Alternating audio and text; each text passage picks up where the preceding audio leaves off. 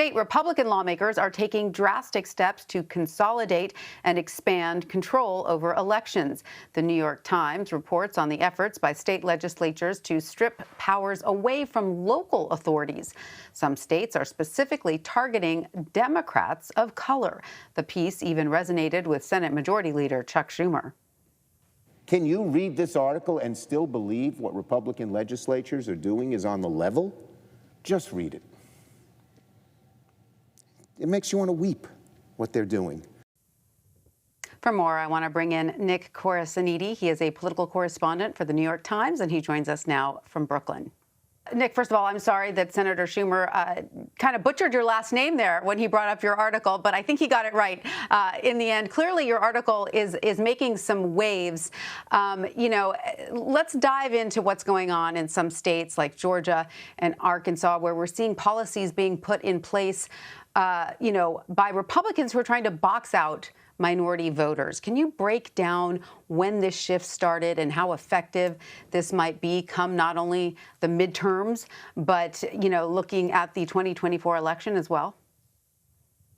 Yeah, so if we were to look at kind of when this partisan power grab over elections started, it's got a long history that probably goes back decades. But I think for this most recent cycle, we started to see it enter a lot of the omnibus voting bills that were introduced in states like Georgia and Florida and Texas earlier this year. And part of it at first seemed like a little bit of a revenge factor. We can take Georgia, where the Secretary of State, who was a Republican, stood up to requests by former President Trump to find votes to further investigate an election in that state that had already been audited 3 times, already been affirmed that all of the votes were counted, were legal, were correct. There was no evidence of fraud that would have changed any of the elections in the state.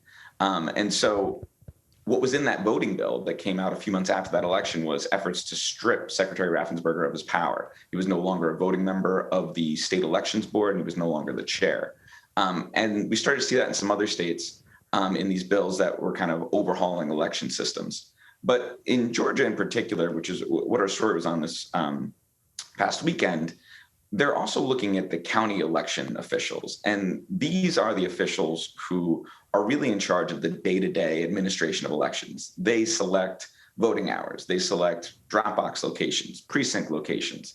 And what happened is a lot of these smaller bills in the Georgia legislature were passed, and they allowed partisan county boards of commissioners to restructure those boards of elections at the county level. And it's starting to worry a lot of voting rights activists that they might be able to mess with the day-to-day operations of elections. And it seems that these new bills are sprouting up constantly, such as that bill Arizona Republicans have introduced to strip Democratic Secretary of State Katie Hobbs of her authority over election lawsuits, that would expire once she leaves office. It seems so unfair that it leaves one wondering how these policies are even being passed. Well, they're being in part passed because if you look at some of these states that have Republican-controlled state legislatures, those state legislative districts have been drawn in a partisan way that kind of ensures the vast majority of them are held onto by incumbents. And so what then motivates these politicians is a party primary and not necessarily a general election. And so you see a lot of these Republicans in these Republican-controlled legislatures in Georgia, Arizona, Florida, Texas. They're only really worried about that primary and voting because of former President Trump's continued obsession about the 2020 election. I think just about a few minutes before we began talking, he released another statement full of false accusations about Georgia. And so because of all that, these bills are just going to kind of keep passing because voting has become so core to the base of the modern Republican Party. Now, that said, there are a decent amount of these bills that are being challenged in court right now. I think there's about 8 current lawsuits in 8 different states, but there could be more that will be challenging the constitutionality of these new voting bills on a host of different issues. And who's putting their money behind these lawsuits? Who's behind all of these? Because obviously, you know, Democrats in Congress are doing what they can to try and pass voting rights legislation. We know the latest effort is looking DOA.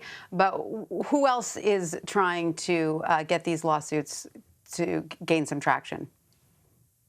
It's kind of been a host of voting rights groups and civil rights groups. The League of Women Voters has filed, I think, the most lawsuits currently. They, through different state chapters, have introduced lawsuits challenging new voting laws. The NAACP Legal Action Fund has been a major player. And then today, Priorities USA announced, and they're one of the biggest liberal super PACs. And we're one of the biggest funders of voting rights litigation in the 2020 election. Said that for this year and next year, they're going to put an initial investment of $20 million behind a program that will both introduce a new ad campaign to inform voters of how these laws have changed, and then also fund current and ongoing and new litigation that they've yet to announce. Nick Corasaniti of the New York Times, thank you so much for sharing your excellent reporting with us. Thanks for having me.